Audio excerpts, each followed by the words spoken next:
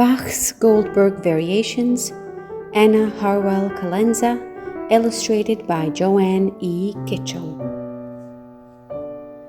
In a cold autumn morning in 1737, Count Kierschilling sat in a wooden pew in St. Mary's Church in Gdańsk, Poland. The Count's friend and music advisor, Johann Sebastian Bach, had brought him there, promising a special treat.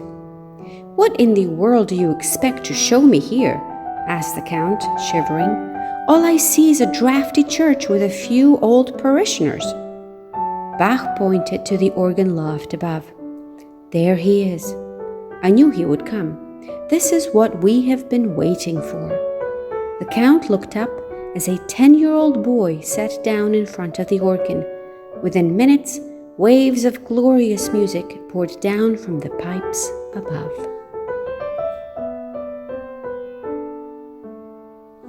"Who is that young man?" whispered the Count, impressed. "His name is Goldberg," replied Bach. "Johann Gottlieb Goldberg." "He has talent," said the Count. Bach nodded. "He is good, but not as good as he could be. It is a pity he will never get the training he needs." "What do you mean?" asked the Count. "Why not?" "Goldberg is an orphan," said Bach. "He has no one to take care of him." "Then I shall take care of him," declared the Count, proud of himself for being so generous. "I have been looking for someone to polish my silver and help in the kitchen. I will give him a position at court. There he will be able to earn his keep, and in his spare time he can play the harpsichord in my salon." Bach did not say anything at first. He had hoped the Count would take young Goldberg under his wing, but not as a houseboy. "Since you're being so generous," said Bach, "I will make an offering as well. Each time I come visit you at court, I will give the boy a music lesson."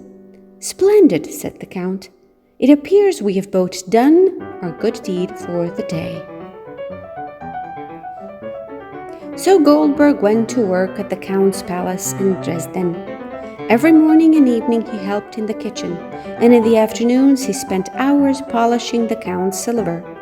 There was little time for music, but Goldberg was not discouraged.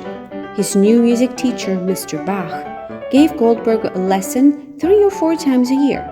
Mr. Bach was very kind to him. Goldberg was determined to become a great musician, and he tiptoed into the salon every night and practiced the harpsichord while Count Kierschilling slept.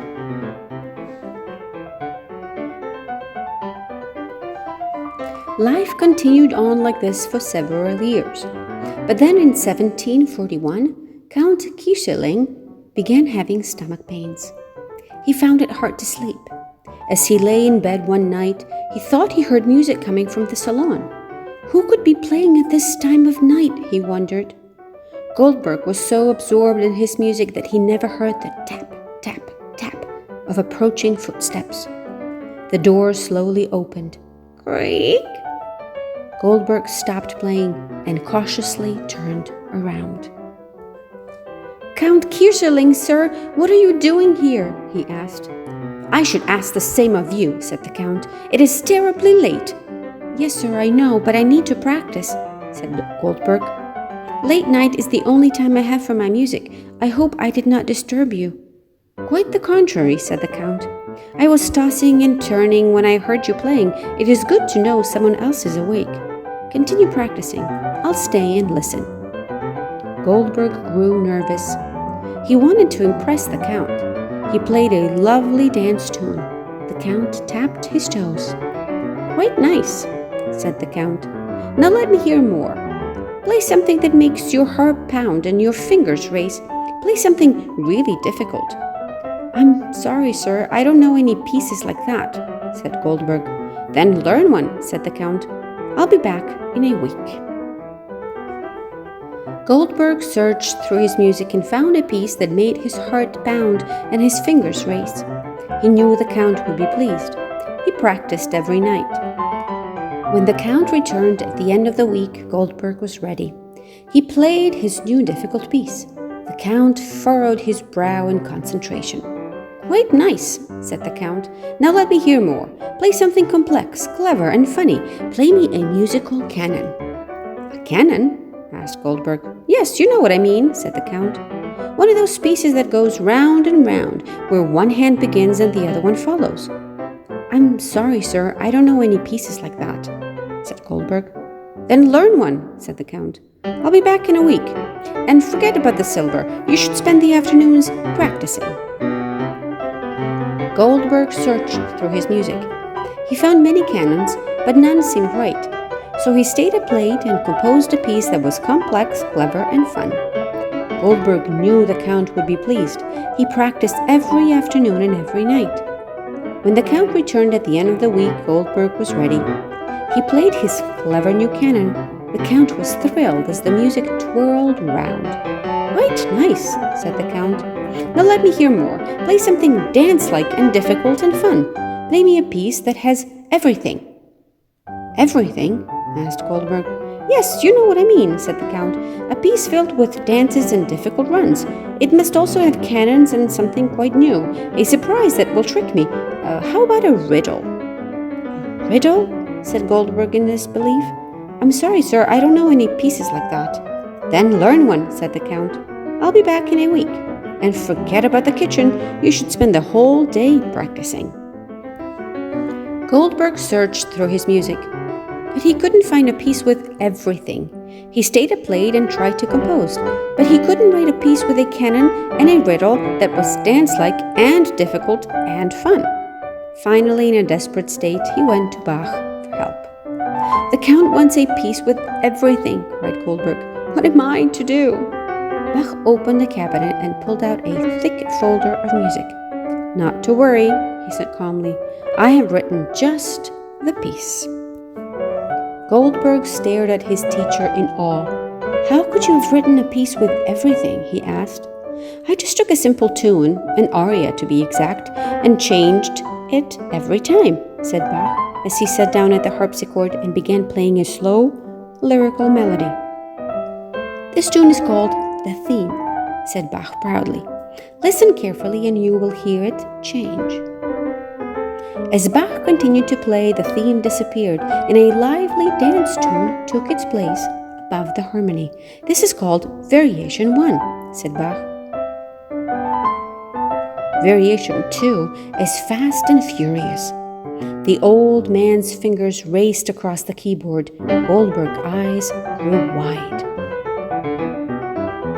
Variation 3 is a canon, said Bach, slowing down again. One hand begins and the other one follows.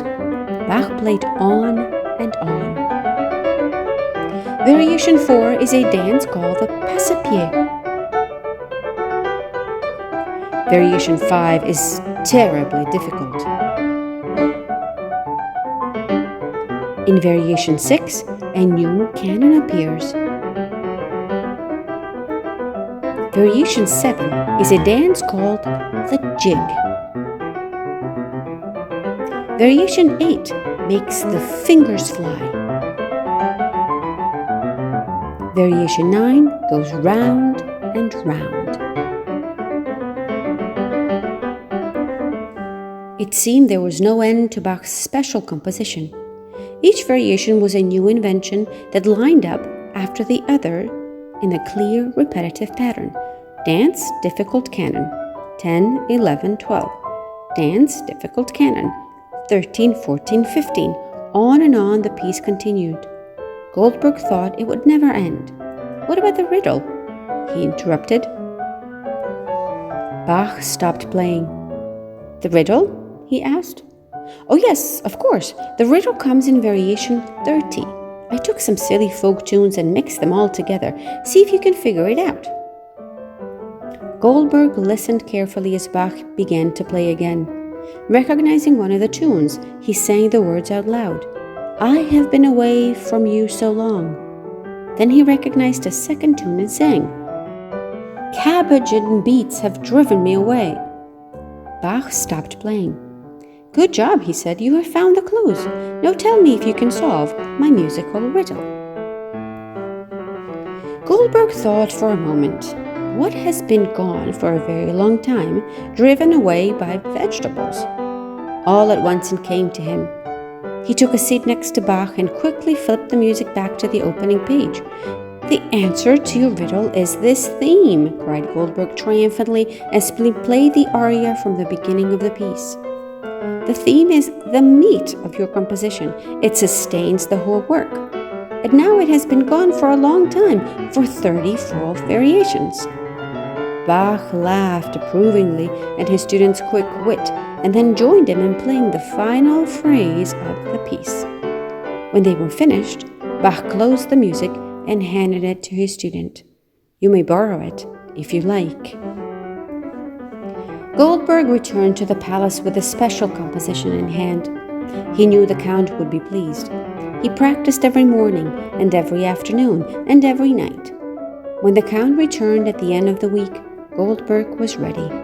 He played Johann Sebastian Bach's dance-like, difficult piece with its "Follow Me" canons and musical riddle. The Count tapped his toes and furrowed his brow. He was thrilled, and he chortled with glee. "Magnificent!" roared the Count. "The perfect piece!" And from that day forward, Goldberg spent every hour practicing his music. Count Kirseling appointed him the court's official harpsichordist, and whenever he couldn't sleep, he would call into the night, "Goldberg, play your variations!" And that is how Johann Sebastian Bach's Goldberg Variations got its name.